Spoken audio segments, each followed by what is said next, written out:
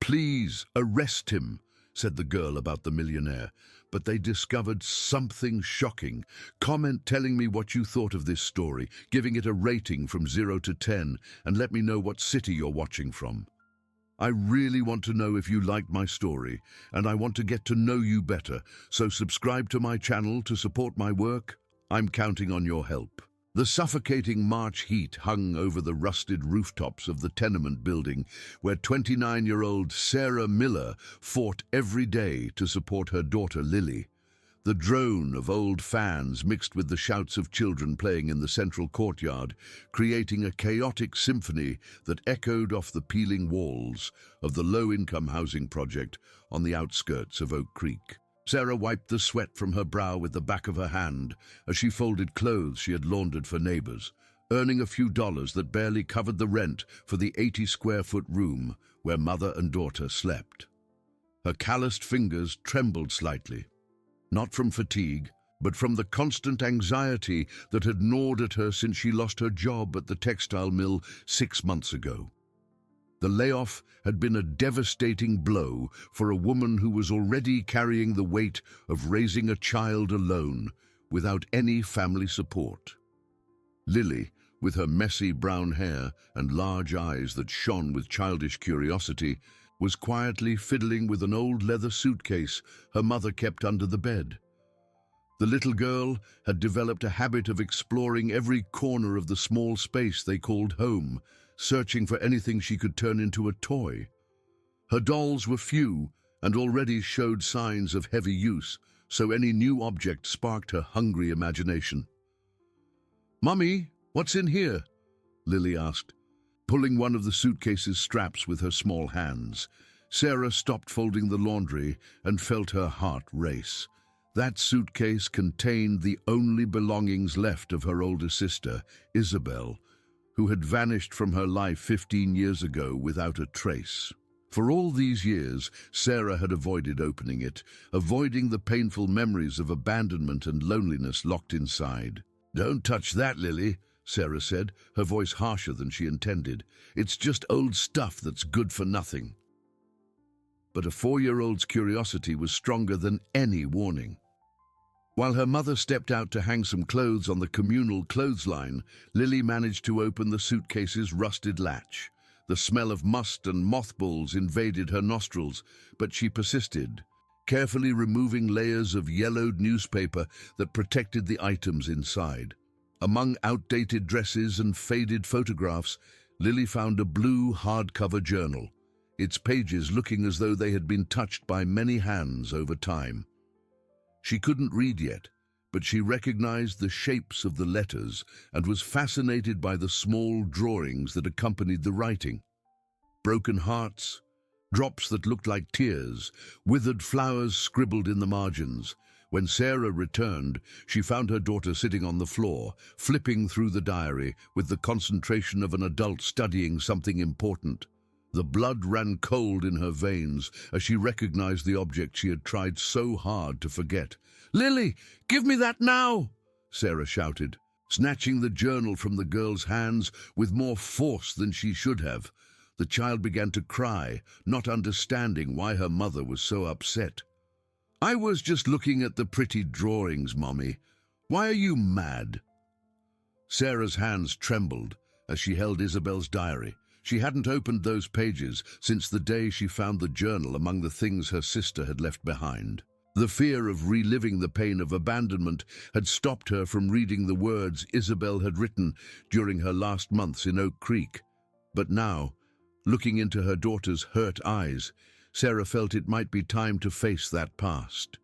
Maybe there she would find answers as to why Isabel had left so abruptly, leaving only a cold letter saying she needed to start a new life somewhere else. "I'm sorry, sweetie," Sarah murmured, hugging Lily and drying her tears. "Mommy didn't mean to yell at you. It's just that this journal, it's very special. It belonged to your Aunt Isabel." "The aunt who went away?" asked Lily, who knew the story only superficially. "Yes, my love, the aunt who went away and never came back." That night, after Lily had fallen asleep in the narrow bed they shared, Sarah turned on the dim lamp and for the first time opened her sister's diary. The first few pages contained day-to-day accounts, complaints about her job at a clothing store, comments about the weather, descriptions of television shows, but gradually a name began to appear with increasing frequency: Arthur Solomon. As she read, Sarah discovered an Isabel she had never known, a passionate, vulnerable woman who poured her most intimate feelings onto the yellowed pages. Arthur was described as an elegant, successful man in the real estate business who frequented the same social circles where Isabel worked as a hostess at corporate events. "He looked at me again today," Sarah read in an entry dated December 2008. "Arthur has a smile that makes my heart race, but I know I'm just an employee to him. Men like him don't fall for women like me." The following pages revealed the evolution of those feelings. Casual encounters that became long conversations, kindnesses that Isabel interpreted as signs of interest, hopes that grew with each interaction. Sarah's heart ached as she read about her sister's naivety, about how she had deluded herself with gestures that were likely nothing more than basic courtesy from a well-mannered businessman. But then, the diary entries changed tone dramatically. The romantic words gave way to sentences heavy with bitterness and disillusionment. "He humiliated me in front of everyone," read a note from February 2009. "Arthur made it clear that I'm nothing but an inconvenient employee. How foolish I was to believe I could mean something to him." Sarah felt anger rise in her chest as she read increasingly disturbing accounts. Isabel described situations where she felt scorned, moments when Arthur had supposedly been cruel or indifferent, episodes that had allegedly contributed to her sister's deteriorating self-esteem. The handwriting, once neat, became shaky and desperate in the final pages. "I can't stay in this city anymore," read the last entry, dated 1 week before Isabel's disappearance. "Arthur Solomon has destroyed everything I was. I have to leave before he completely annihilates me." Tears streamed down Sarah's face as she closed the diary. She finally understood why Isabel had left so abruptly, why she had never been heard from again. Her sister had been emotionally broken by a powerful man who had played with her feelings as if she were disposable. The pain quickly turned to outrage. Arthur Solomon still lived in the city, prosperous and respected, while Isabel had vanished forever, carrying only the baggage of a shattered heart. It was unjust that he continued his life without consequences, while an innocent woman paid the price for his cruelty. Sarah looked at Lily, sleeping peacefully beside her, and made a decision that would change everything. Her sister no longer had a voice to denounce what she had suffered, but she, Sarah, would make sure the truth came out, and she would use the only weapon she had, the innocence of a 4-year-old child whose purity no one would question. In the 2 weeks that followed the discovery of the diary, Sarah transformed into a woman obsessed with justice. She spent her nights rereading every page of Isabel's notes, memorizing details about Arthur Solomon, and building in her mind the image of a cruel man who needed to pay for his actions.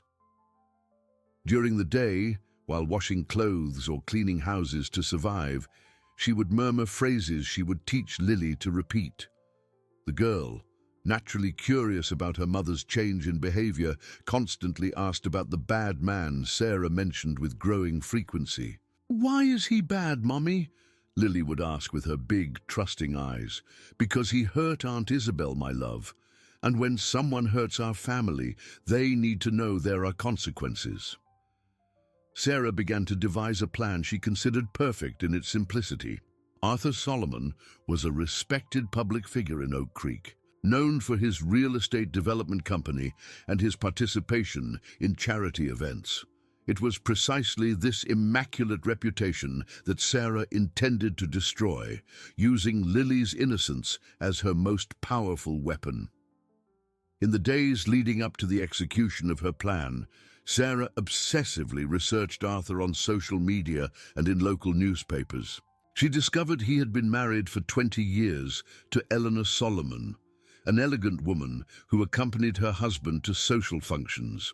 They had 2 teenage children and lived in a mansion in the city's most exclusive neighborhood. The perfect life Arthur had built contrasted sharply with the suffering Isabel had reported in her diary.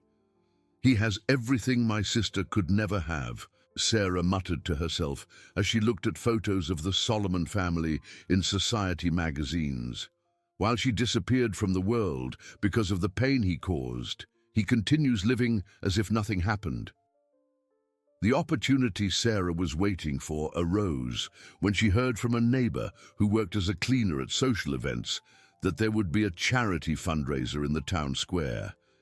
The event, organized by the city in partnership with local business leaders, aimed to raise funds to renovate a public school.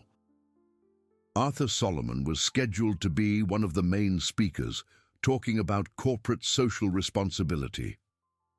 The irony of the situation did not escape Sarah. "Social responsibility," she repeated bitterly as she prepared Lily for what was to come. "What social responsibility does a man have who destroys the lives of innocent women?" In the days before the event, Sarah intensified Lily's training. She told stories about the bad man who made Aunt Isabel cry a lot, creating a simplified narrative that a 4-year-old could understand and repeat. "If you see this man, you need to tell everyone he's bad, okay, my love? Aunt Isabel can't speak for herself anymore, so you're going to be her voice." Lily, eager to please her mother and genuinely indignant about the story she was hearing, absorbed every word with the seriousness only a child can demonstrate. She didn't fully understand the complexities of the situation, but she knew her mother was sad and that it was related to the bad man who had hurt someone in their family. On the day of the charity event, Sarah dressed Lily in the best dress she had, a simple but clean and well-kept piece she had received from a neighbor. She braided the girl's hair with extra care, creating 2 pigtails that framed her angelic face. "You look beautiful, my princess," she said, kissing her daughter's forehead. "Today is a very important day for our family." The town square was buzzing with activity when mother and daughter arrived. Colorful stalls sold local foods, a local country band played, and families enjoyed the sunny Saturday. The main stage was set up near the central fountain, decorated with banners promoting the campaign to renovate the school. Sarah positioned herself strategically near the stage, holding Lily's hand and waiting for the moment Arthur would make his presentation. Her heart pounded, a mix of nervousness and determination coursing through her veins.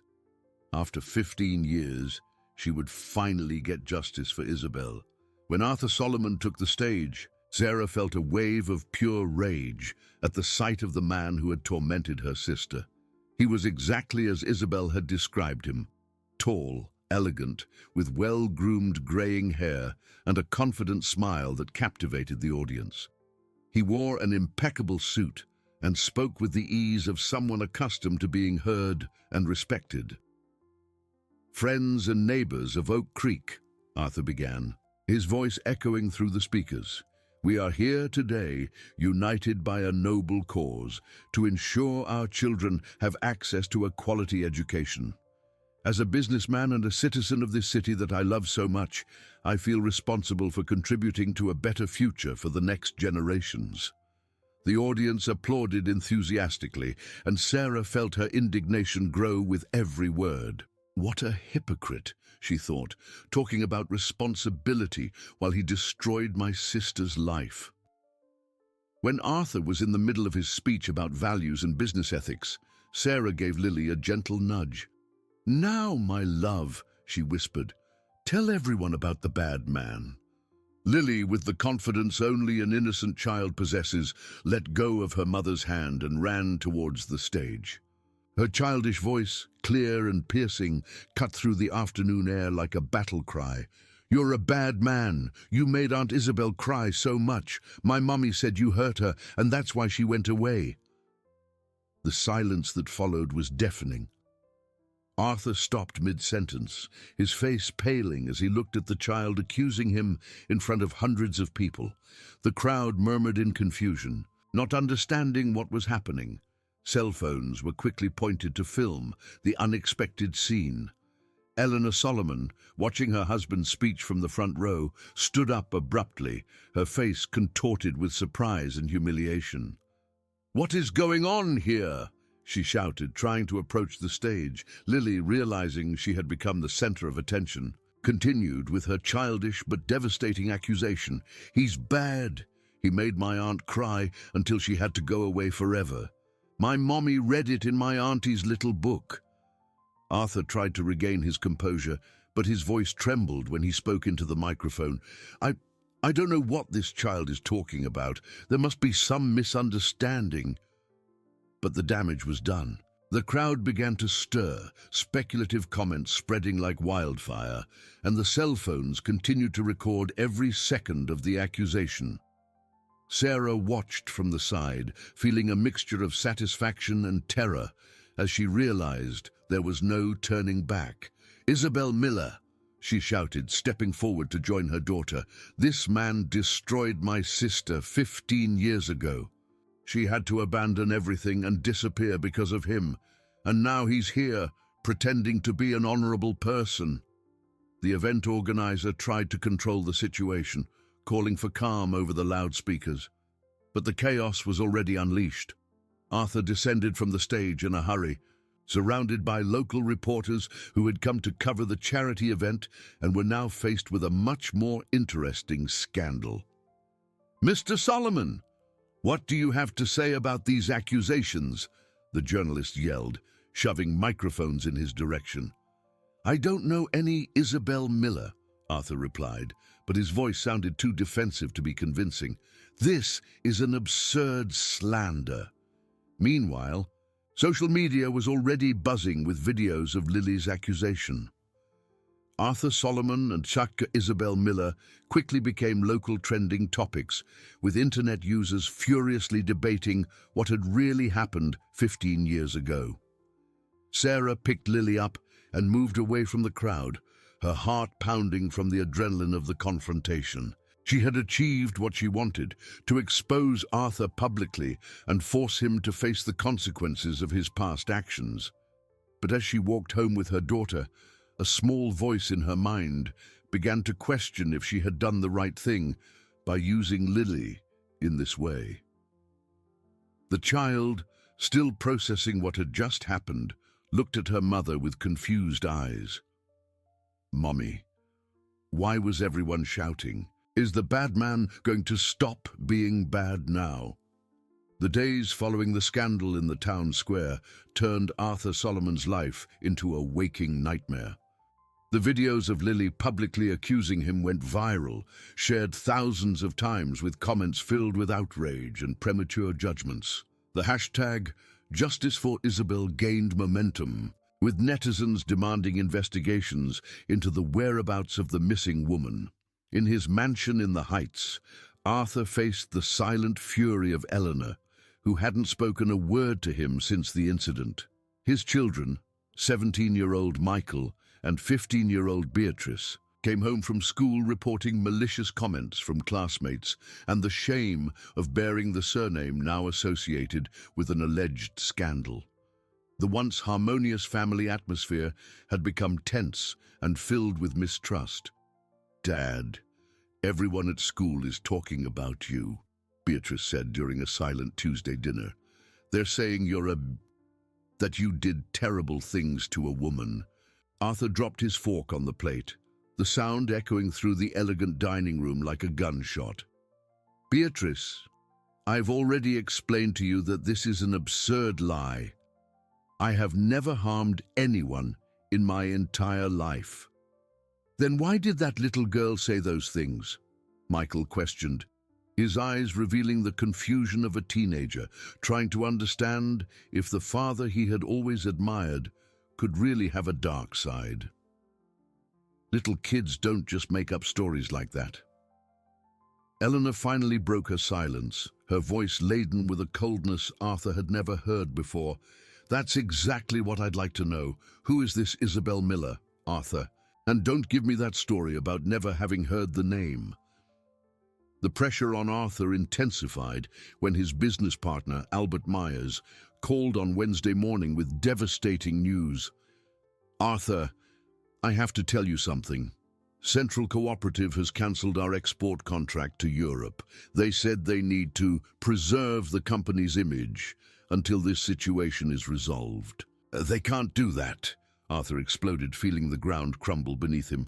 We have signed contracts, commitments made. Yes, they can, and they are. The termination clause for reputational issues is crystal clear in the contract. Arthur, this is serious. If more clients start abandoning us, the company will go bankrupt in a matter of months. Meanwhile, in the tenement where she lived with Lily, Sarah watched the repercussions of her actions with conflicting feelings. On one hand, she felt victorious seeing Arthur face public consequences for his supposed acts against Isabel. On the other, Lily's innocence in the viral videos made her question if she had gone too far in her quest for revenge. "Mommy, why do people keep talking about that day in the square?" Lily asked, pointing to a neighbor's phone, showing yet another video commenting on the case. "Did I do something wrong?" "No, sweetie. You did the right thing by telling the truth about the bad man," Sarah replied, but her voice lacked the conviction of previous days. "Sometimes, when we tell the truth, people get very interested in knowing more." The situation took an unexpected turn when investigative journalist Megan Foster from the main local newspaper decided to dig deeper into the case. Megan had built her career by unraveling political and business scandals, and the mystery surrounding Isabel Miller piqued her journalistic instinct. Her first stop was the tenement where Sarah lived. The journalist, a 40-year-old woman with red hair and a determined posture, appeared at the door of the small room on a rainy afternoon, introducing herself with a professional smile that didn't hide her voracious curiosity. "Mrs. Miller, I'm Megan Foster from the Regional Journal. I'd very much like to talk to you about your sister Isabel and the accusations against Arthur Solomon."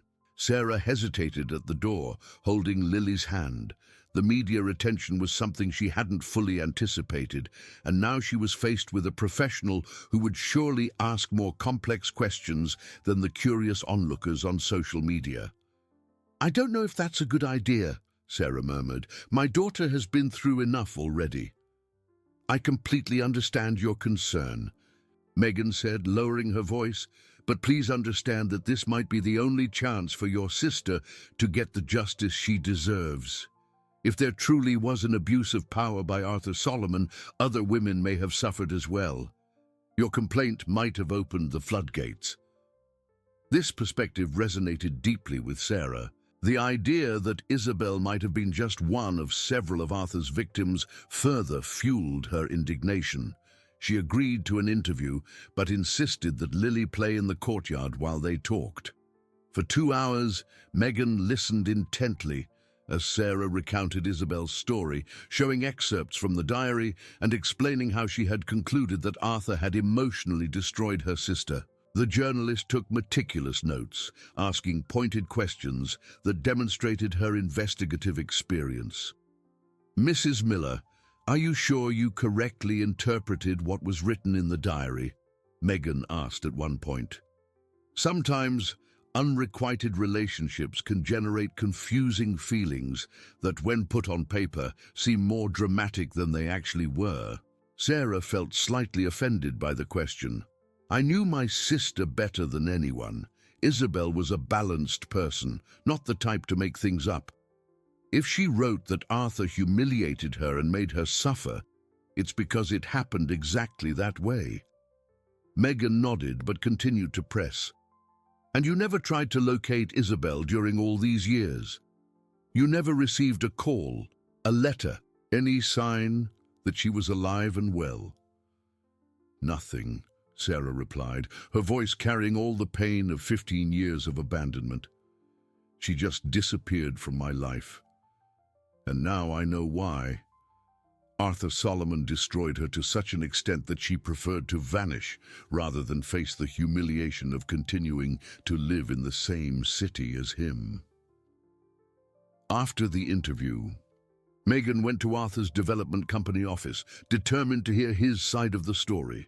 She found a visibly defeated man with deep, dark circles under his eyes and the slumped posture of someone carrying a huge weight on his shoulders. "Mr. Solomon, I need you to tell me your version of the events concerning Isabel Miller," Megan said, settling into the armchair in front of the businessman's desk. Arthur sighed deeply before answering. "Ms. Foster, I swear on everything holy that I have never met anyone with that name. I married young, have always been faithful to my wife, and have never been involved in romantic scandals. This whole story is a farce." "But then how do you explain the diary, the detailed notes about meetings, conversations, specific situations?" "I can't explain it," Arthur admitted, running his hands over his face. "I can only say that if this woman really existed and fell in love with me, it was something completely one-sided. I never encouraged or reciprocated any kind of romantic interest from employees or acquaintances."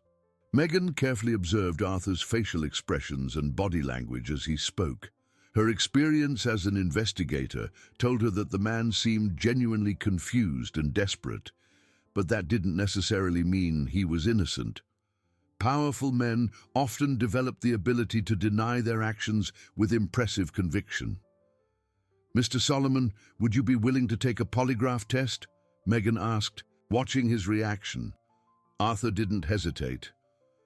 "Absolutely. I would take any test, answer any question. My entire life is being torn apart for something I swear I didn't do." That night, Megan went home with more questions than answers. Something in the story didn't quite fit, but she couldn't yet pinpoint what it was. She decided she needed to dig deeper, perhaps find people who knew Isabel around the time of her disappearance. Meanwhile, in his silent mansion, Arthur faced another sleepless night. Eleanor had moved into the guest room, and his children avoided him whenever possible. His company was losing clients daily, and the rumors about the Solomon scandal were spreading through the city like an unstoppable oil slick. For the first time in his successful life, Arthur Solomon felt completely powerless against forces he couldn't control, while a truth he was completely unaware of threatened to destroy everything he had built over decades of honest work. Megan Foster's determination to uncover the truth about Isabel Miller led her to the Oak Creek Municipal Archives, where she spent 3 consecutive days sifting through old records in search of any clue about the missing woman's whereabouts. Her hands got dirty with dust as she rummaged through yellowed documents, but her persistence finally paid off when she found a school transfer form. Isabel Miller, transfer to Chicago, IL, March 2009, the official document read. The date perfectly matched the period described in the diary as the time of the woman's greatest suffering. Megan felt adrenaline course through her veins as she realized she had found the first concrete clue about Isabel's fate. Armed with this information, the journalist expanded her search to social media and public records in Chicago. After hours of navigating profiles and databases, she found a record that made her hold her breath.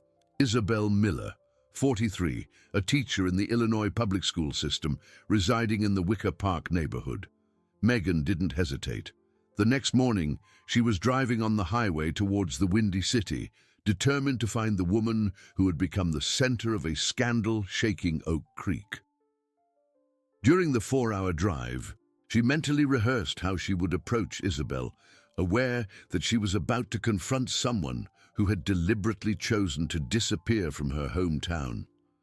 The public school where Isabel worked was on a bustling street in Wicker Park, surrounded by colorful graffiti and trendy coffee shops that contrasted with the simplicity of the educational building. Megan waited at the gate until break time, when she finally spotted a woman who matched the old photos she had seen in Sarah's room. At 43, Isabel retained traces of the beauty she had possessed in her youth, but her hair was now short and graying, and there was a serenity in her eyes that suggested someone who had found peace after weathering storms. She wore simple but well-kept clothes and carried a teacher's briefcase full of notebooks to grade. "Isabel Miller," Megan called out, approaching carefully. Isabel stopped abruptly, her face paling at hearing her full name spoken by a stranger. For 15 years she had grown accustomed to the anonymity of the big city, where no one knew her past story. "Who's asking?" she responded cautiously. "I'm Megan Foster, a journalist from Oak Creek. I need to speak with you urgently about a very serious matter involving your family." The name of her hometown made Isabel take a step back, as if she had been physically struck. "I don't have any family in Oak Creek. I have no connection to that place anymore." "Your sister Sarah is going through a very difficult situation," Megan insisted. "She has a young daughter, Lily, who is 4 years old, and they are both involved in a scandal that could have serious consequences for many people." The mention of Sarah filled Isabel's eyes with tears she tried to hide. "Sarah, how is she? Is she okay?" "Physically, yes, but emotionally. She is consumed by a quest for revenge that I believe is based on misunderstandings about your past." Megan carefully explained the entire situation, the discovery of the diary, the public accusations against Arthur Solomon, the social media fallout, and the suffering of an entire family. As she listened, Isabel felt the world she had built in Chicago crumble as she realized her past had caught up with her in a devastating way. "Oh my God," Isabel murmured, leaning against the school wall to keep from falling. "I never wanted this to happen. I never imagined Sarah would find that diary." "So you acknowledge that you wrote about Arthur Solomon?" Megan asked, discreetly activating her phone's recorder. Isabel sighed deeply before answering. "Yes, I wrote about him, but not in the way Sarah interpreted it. Arthur never did me any harm. On the contrary, he saved me." The revelation left Megan perplexed. "Saved you? But in the diary you described humiliation, suffering caused by him." "The suffering was mine, for falling in love with a married man who was too honorable to reciprocate my feelings," Isabel explained, tears now streaming freely down her face. "Arthur was always kind to me, respectful. When he realized I was developing inappropriate feelings, he tried to help me in every way possible." Megan listened in silence as Isabel revealed the true story behind the diary entries. The woman had worked as a hostess at corporate events where she met Arthur, at the time a young, newly married businessman building his reputation in real estate. His natural kindness and refined manners made her fall hopelessly in love. "I interpreted every courteous gesture as a sign of romantic interest," Isabel confessed. "When he politely greeted me or asked how I was, I fantasized there was something more. I started creating situations to be near him, inventing excuses to talk." "And how did that evolve into the feeling of humiliation described in the diary?" "Because I humiliated myself," Isabel replied bitterly. "At a holiday party, drunk on my own feelings, I declared my love for him in front of other guests. It was the most embarrassing thing in my life." Isabel recalled that fateful night in December 2008, when she approached Arthur during a corporate gathering and confessed her feelings inappropriately and at the wrong time. His reaction had been one of surprise and embarrassment, but never cruelty. "He took me to a private area and explained as gently as possible that he was married and could never return my feelings. He said he respected me as a person, but that I needed to seek help to get over this unrequited crush." "And what happened after that?" Megan asked, fascinated by the completely different version of events. Arthur offered me money so I could go to therapy. He said he knew an excellent psychologist in Chicago and that he would pay for all the sessions if I wanted to start a new life somewhere else. He didn't do it out of malice, but out of genuine compassion. Megan began to understand the complexity of the situation.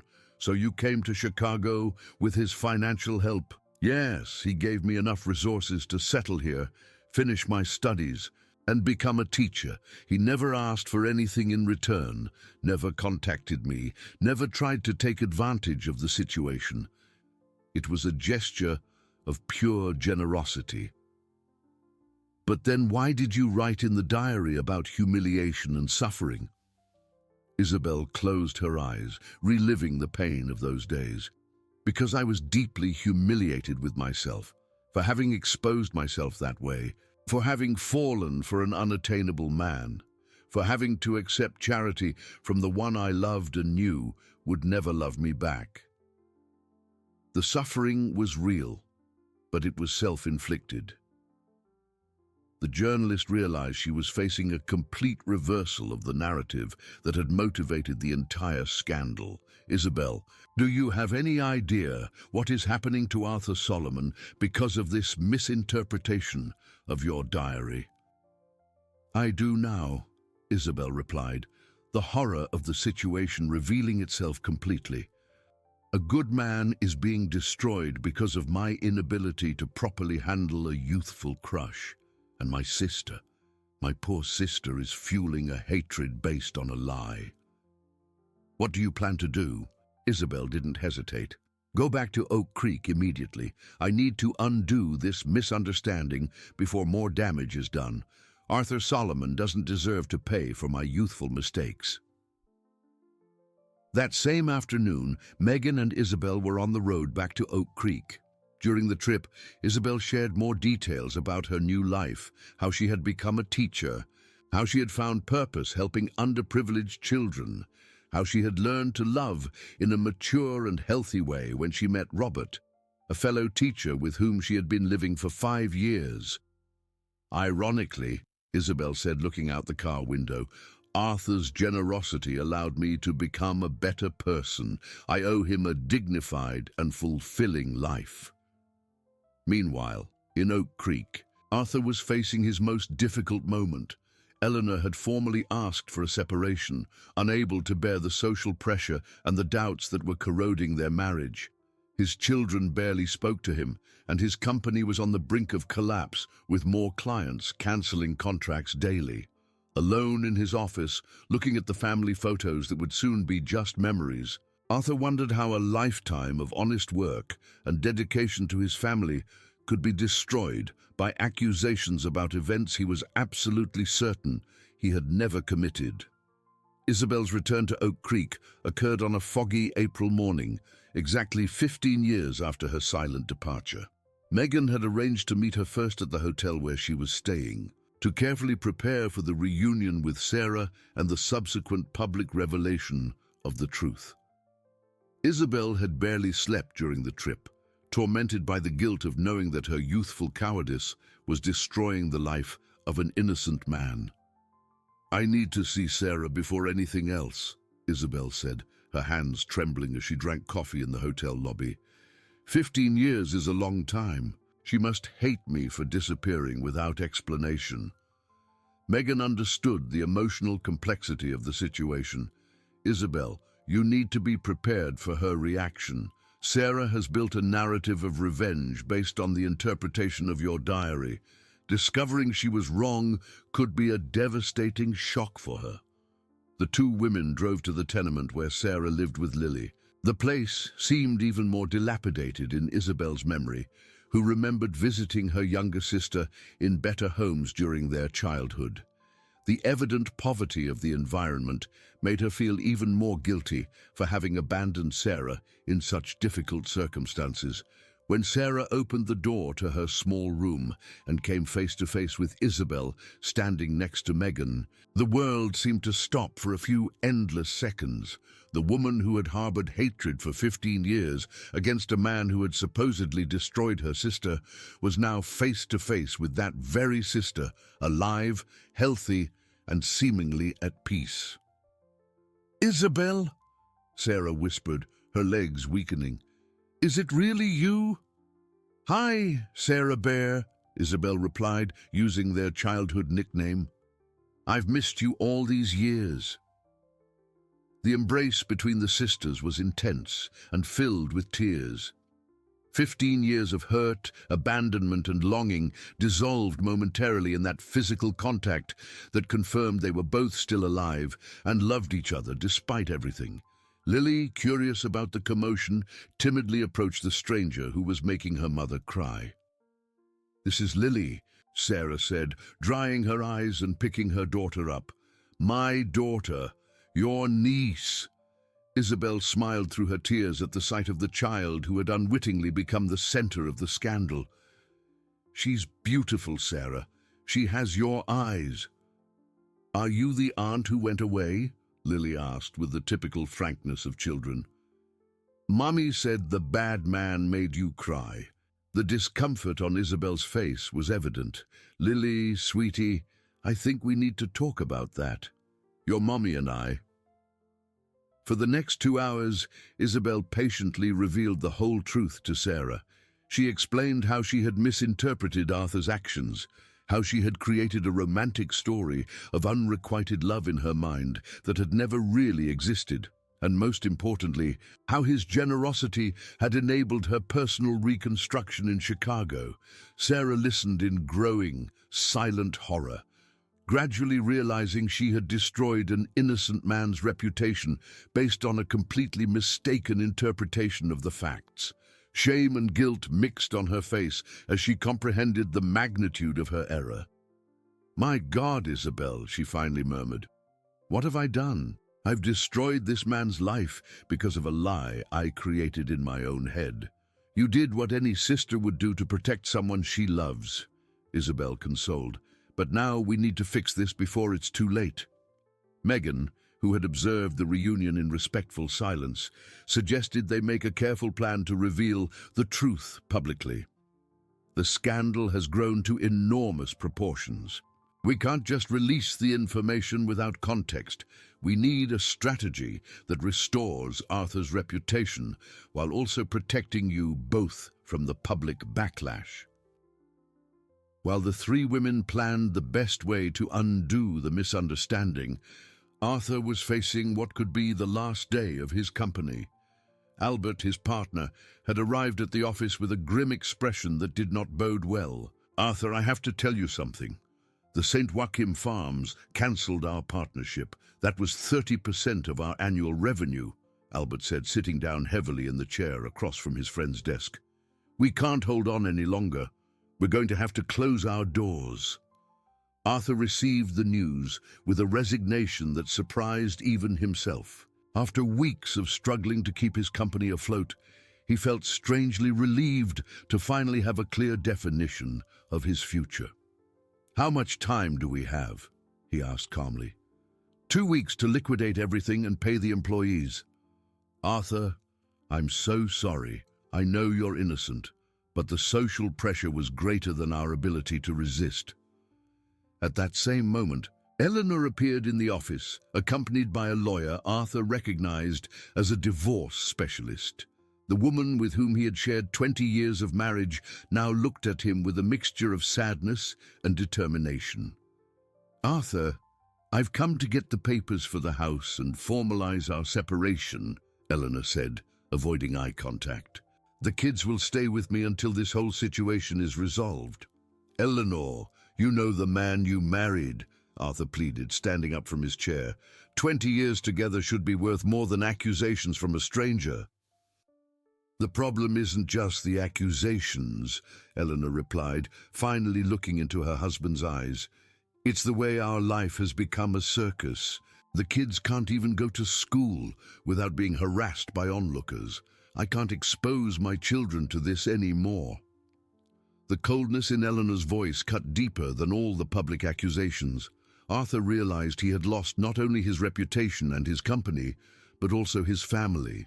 20 years of a marriage built together had crumbled in a few weeks because of a misunderstanding about events he didn't even clearly remember.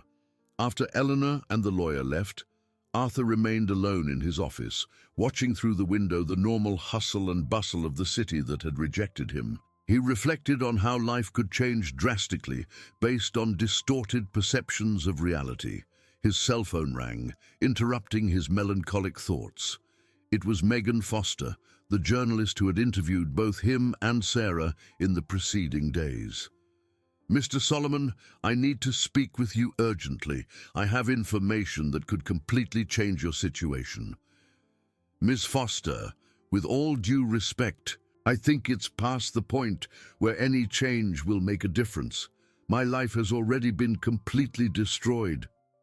"Sir, please, trust me just one more time. I can guarantee that what I have to show you will alter everything that has happened so far."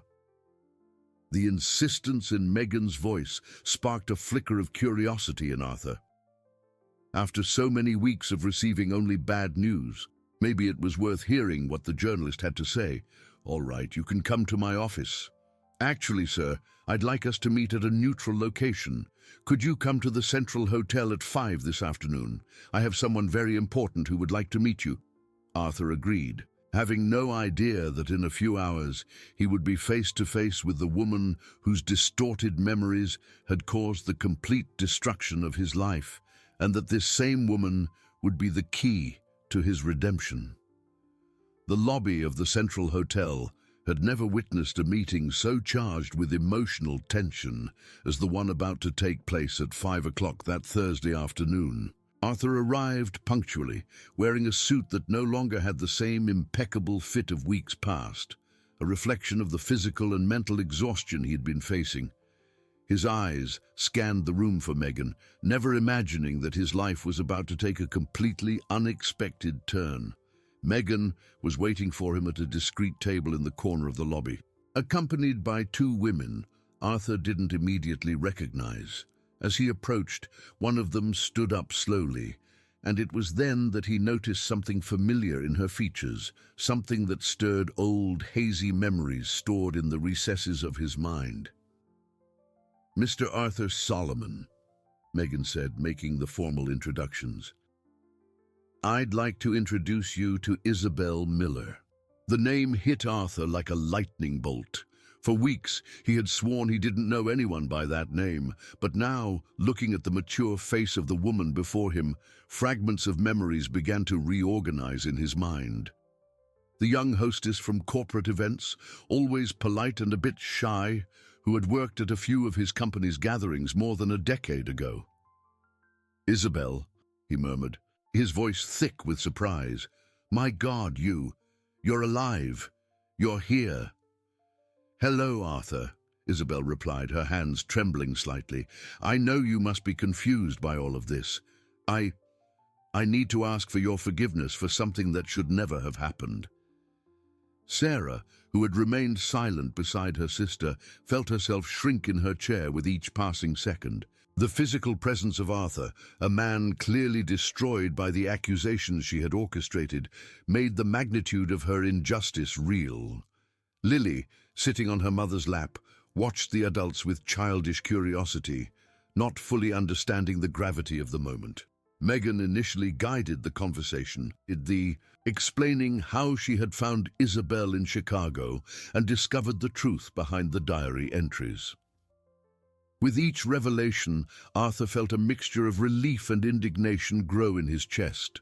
Relief at finally understanding the origin of the accusations, and indignation at the unnecessary destruction he had suffered. "Let me get this straight," Arthur said, trying to keep his voice controlled. "For all these years, you lived a normal life in Chicago, built a career, found happiness, while I just lost my family, my company, and my reputation because of a misunderstanding?" Isabel lowered her eyes, unable to bear the weight of his gaze. "Arthur, I never imagined that diary would be found. I never thought my immature and confused words could be interpreted that way. If I had known... If you had known what? Arthur interrupted, his voice beginning to show signs of the anger he had been suppressing for weeks. Would you have avoided writing lies about me? Would you have thought about the consequences of your romantic fantasies? Sarah intervened, trying to protect her sister from Arthur's justified fury. Mr. Solomon, please, it wasn't just her fault. I was the one who misinterpreted the diary. I was the one who taught my daughter to accuse you publicly. If anyone should pay for this, it's me. You two destroyed my life based on a fantasy version of reality. Arthur exploded, momentarily losing control. My wife left me, my children are ashamed of me, my company went bankrupt, and the whole city treats me like a criminal. And all because of the romantic delusions of a woman who barely knew me. Lily began to cry at the raised tone of the discussion, causing Sarah to instinctively stand up to console her. Don't shout near my daughter, she said, her own guilt turning into defensiveness. She's just a child you used as a weapon to destroy me, Arthur retorted, pointing at Lily. You taught this innocent girl to repeat accusations you knew were based only on assumptions. Megan tried to calm things down, realizing the meeting was taking a destructive turn. Please, let's focus on how to resolve this situation.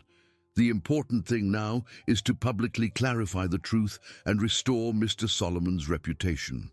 Isabel, who had remained silent during the confrontation, finally found the courage to speak. Arthur, you have every right to be furious. What happened to you is unfair and terrible. But I need you to know something important. You changed my life for the better, even without knowing it. Arthur looked at her in disbelief. What do you mean? The money you gave me to start over in Chicago, the kind way you handled my inappropriate declaration at that party. You treated me with dignity when I deserved only rejection. Thanks to your generosity, I was able to become a teacher, find a purpose in life, and build healthy relationships. Isabel's words began to slightly calm Arthur's fury, reminding him of the compassionate man he had always been. I just did what I thought was right at the time. You were clearly suffering, and I was in a position to help. Exactly, Isabel continued, tears streaming down her face.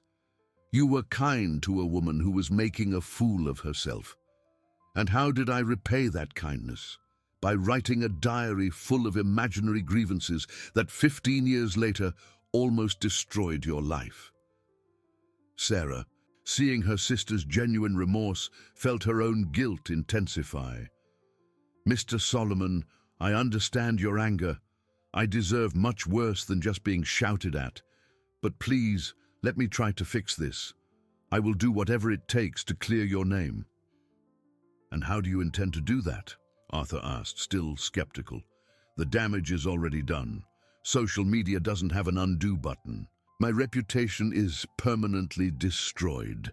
Megan spoke up, presenting the plan she had discussed with the sisters. Mr. Solomon, I will publish a series of reports explaining the whole truth. Isabel has agreed to give detailed interviews, showing how the interpretation of the diary was mistaken. Sarah will make a full public retraction. And you think that will be enough to reverse months of public humiliation? Arthur questioned bitterly. Do you think my wife will come back? That my children will regain their respect for me? That my company will be resurrected? The silence that followed was heavy, everyone acknowledging that some consequences of the misunderstanding were irreversible. Arthur had lost more than his reputation. He had lost his family and his financial stability, possibly permanently. Isabel broke the silence with an unexpected proposal. Arthur, I know I can't undo what happened, but I can try to compensate in some way. I have some savings stored up over these 15 years. It's the least I can do to try to repair the damage I indirectly caused. I don't want your charity, Arthur replied with wounded pride. It's not charity, Isabel insisted. It's justice. It's returning part of what you invested in me when I needed it, multiplied by the suffering I inadvertently caused. Arthur observed the three women around the table, the determined journalist committed to revealing the truth, the repentant woman trying to correct her interpretative error, and especially Isabel, whose presence there represented both the source of his problems and potentially his salvation. "All right," he said finally, his voice tired but no longer furious. "Let's try to clean up this mess, but I want to be clear. I'm not doing this for myself. My life is already shattered. I'm doing it for the truth, so that other people don't suffer from unfounded accusations in the future." While the four adults discussed the details of the public retraction, Lily fell asleep in Sarah's lap, exhausted by the emotional tension she didn't fully comprehend. The child who had unwittingly served as the instrument of a historic injustice slept peacefully, oblivious to the fact that her next public words would have the power to begin mending the damage she had helped to cause. The public retraction took place on a rainy afternoon in May, exactly 2 months after the initial scandal in the town square. Meghan had organized a press conference at the same location where it all began, creating a powerful symbolism for the moment of truth's revelation. The irony was not lost on those present. The same square that had witnessed an innocent child's accusation would now be the stage for correcting an error that had destroyed lives. Isabel arrived from Chicago accompanied by Robert, her partner, who insisted on supporting her during this difficult moment. The tension was visible on her face as she prepared to publicly expose her youthful intimacy and take responsibility for a misunderstanding that had gained devastating proportions. Arthur attended the event looking like a man who had aged years in just a few months. His suit, once always impeccable, now hung loosely on his thinned frame. His eyes, which once shone with the confidence of a successful businessman, now carried the indelible mark of someone who had lost everything he held sacred in his life. Sarah arrived holding Lily's hand, both dressed in simple but dignified clothes that Meghan had helped buy. The girl, now with a greater understanding of the situation's gravity, remained silent and serious, sensing that this moment required a different behavior than what she had shown 2 months earlier. The crowd gathered was smaller than at the original charity event, but included journalists from several cities in the region, curious onlookers who had followed the case from the beginning, and especially people who knew Arthur personally. Friends, former employees, and neighbors who wanted to witness the truth's revelation firsthand. Meghan began the press conference by explaining how her investigation had revealed discrepancies in the original narrative. With the precision of an experienced professional, she presented chronological evidence, testimonies, and, most importantly, Isabel's physical presence as proof that the entire story had been based on a mistaken interpretation of personal feelings.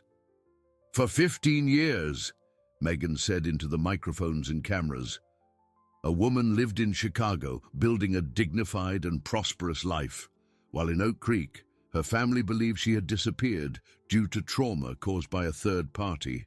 The truth is that Isabel Miller left of her own accord, seeking to overcome an unrequited crush that she herself recognized as inappropriate." When it was Isabel's turn to speak, her nervousness was evident in her voice. 15 years of anonymity in Chicago had not prepared her for the public exposure she now faced.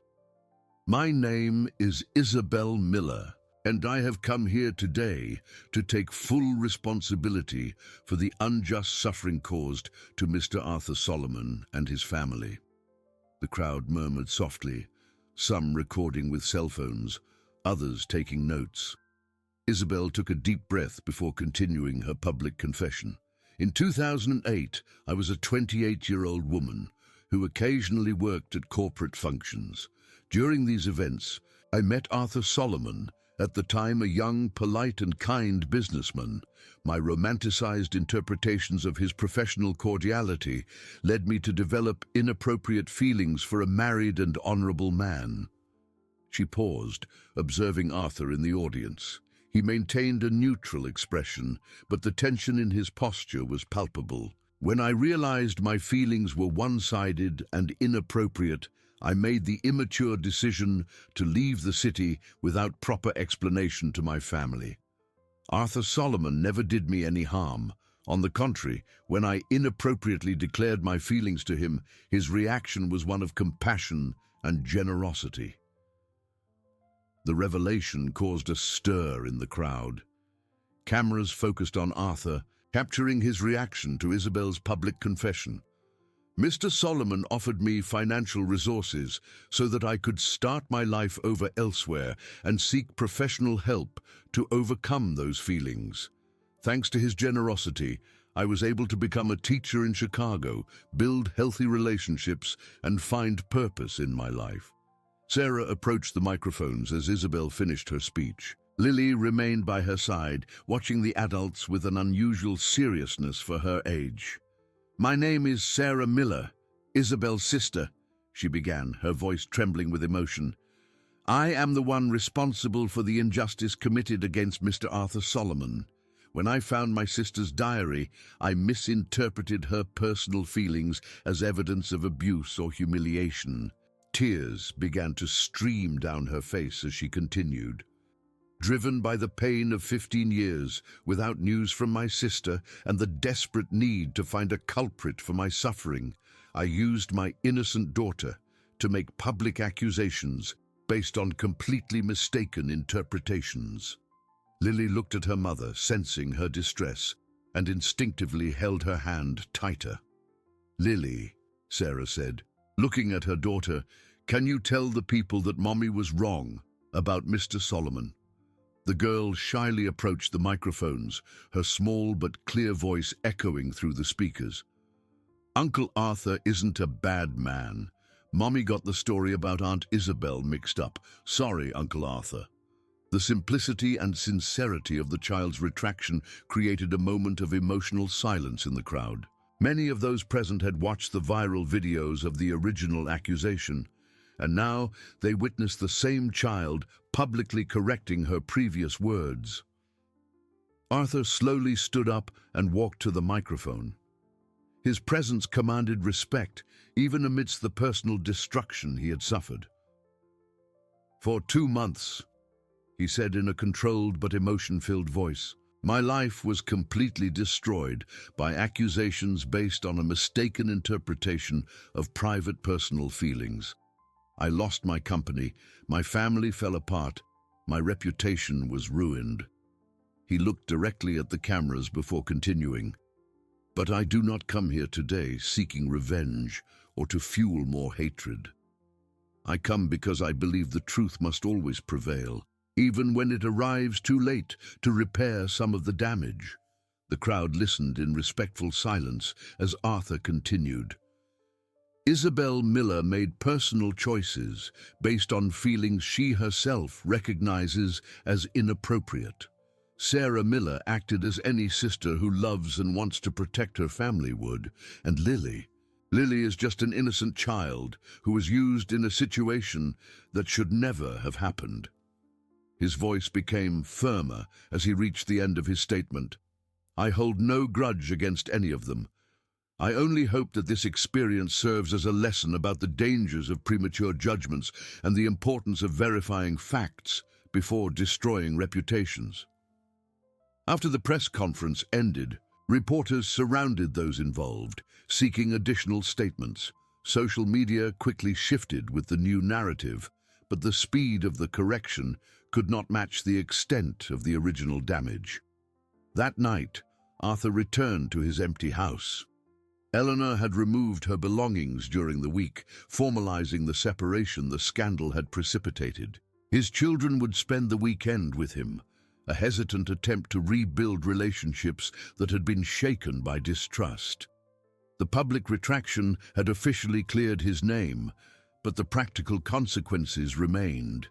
His company had closed for good, many personal relationships were irreparably damaged, and the trust he had spent decades building in the business community would need to be rebuilt from scratch. Meanwhile, at the tenement, Sarah hugged Lily before bed, both emotionally processing the weight of what they had experienced. The truth had finally come to light, but the cost of her quest for justice, based on assumptions, had been devastatingly high for everyone involved.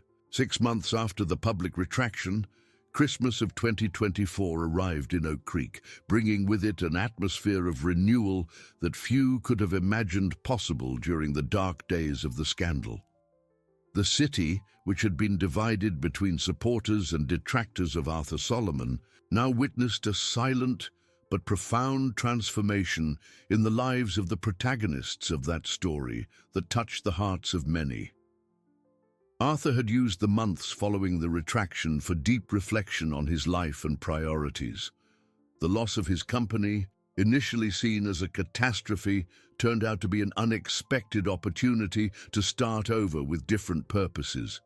At 52, he decided to leave the corporate world and dedicate himself to something that had always sparked his secret passion: the education of young people in socially vulnerable situations.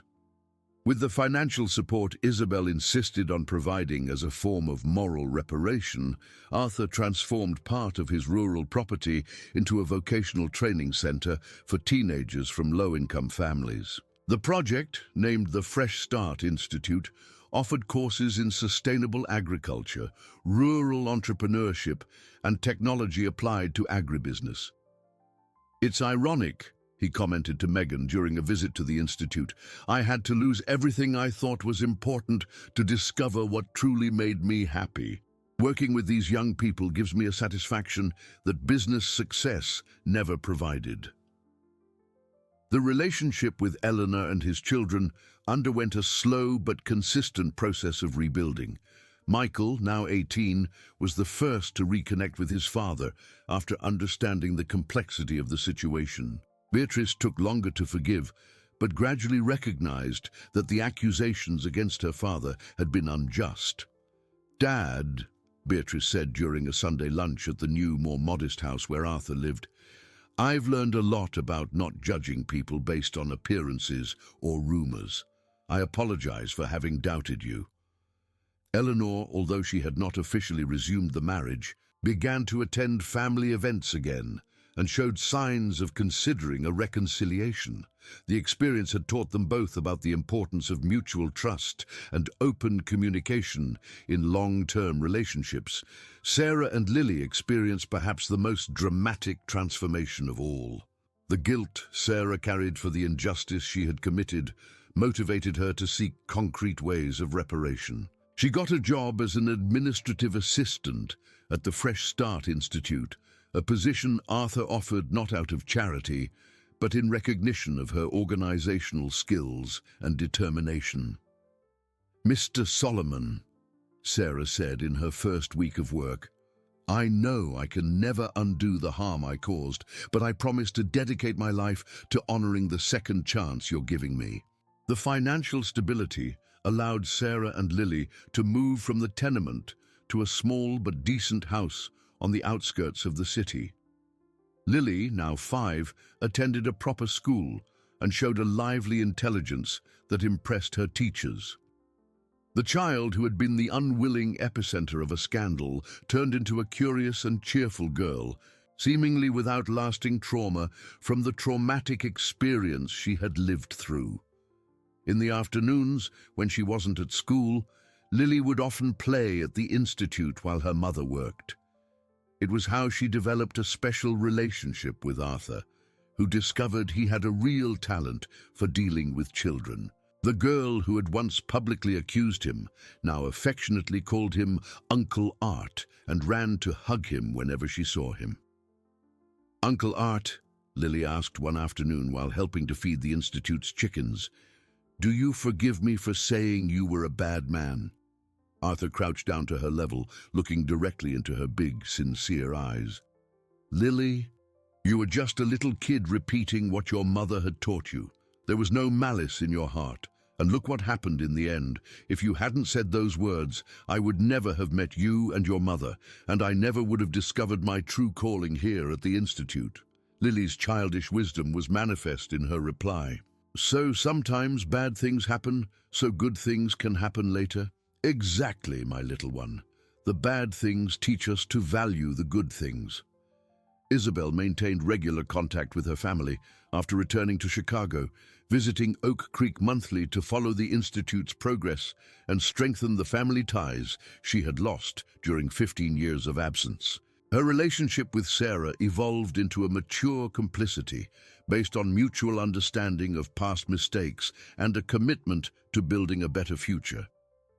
"Sarah," Isabel said during one of her visits, "I thank God every day that you found that diary. I know it caused a lot of suffering, but it also made it possible for me to come home, to meet my niece, and for you to get out of poverty." The relationship between Isabel and Arthur evolved into a respectful and genuine friendship. 15 years of emotional maturity had allowed them both to see those past events with a more balanced perspective. Isabel even became a volunteer educational consultant for the Institute, applying her experience as a teacher to improve the programs offered. Megan Foster gained national recognition for her investigative reporting on the case, receiving journalism awards for the ethical and profound way she conducted the revelation of the truth. Her work became a case study in communication schools on the importance of fact-checking and the dangers of premature judgments on social media. On Christmas Eve, everyone involved in the story gathered for a dinner at the Fresh Start Institute. The simple but plentiful table was surrounded by people who had learned about forgiveness, second chances, and the transformative power of truth. Arthur, watching Lily play with other children of the Institute's staff, reflected on how his life had changed in unexpected ways. He had lost a profitable company, but gained a greater purpose. He had faced the temporary destruction of his reputation, but discovered who his true friends were. He had gone through a painful separation, but was rebuilding his family on more solid foundations. "Everyone," he said, standing up to make a toast, "I'd like to thank you all for being here tonight.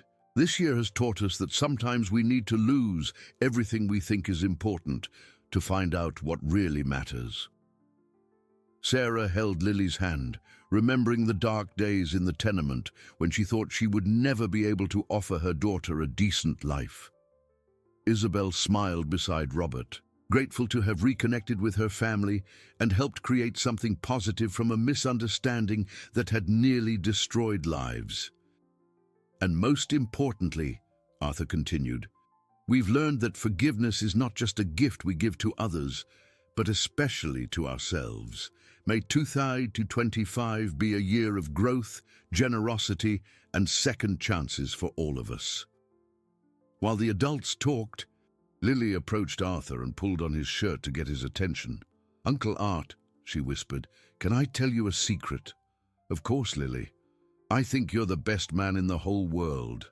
And Mommy said that sometimes God even uses mistakes to make beautiful things happen."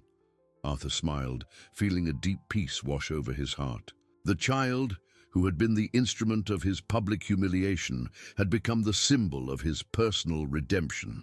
And on that Christmas night, surrounded by people who had become his chosen family, he understood that some of life's greatest blessings arrived disguised as crises that initially seemed to destroy everything we love. If you enjoyed this video, please subscribe to my channel. I promise to bring you videos every day that will make your life happier.